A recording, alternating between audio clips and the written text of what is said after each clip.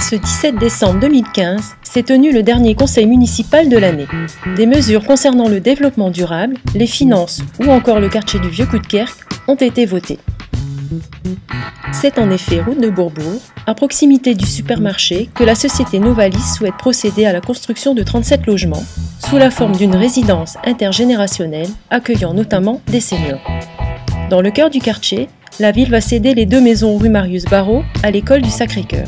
Cela permettra de créer un plus large accès pour les élèves et de réduire les risques liés à la circulation dans ce secteur. Le conseil municipal a acté les ventes nécessaires pour ces 2 projets. Les baisses de dotation de l'État ont obligé la ville à réaliser des efforts considérables pour maîtriser ses dépenses tout au long de l'année. Ces efforts sont récompensés et seuls quelques ajustements ont été nécessaires en cette fin d'année pour la restauration scolaire ou le transport des élèves.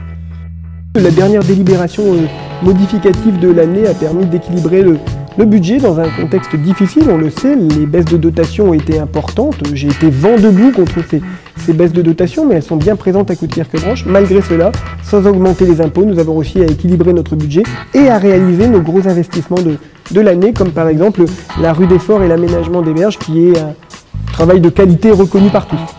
La ville a également voté les ultimes subventions pour l'année 2015 à 2 associations.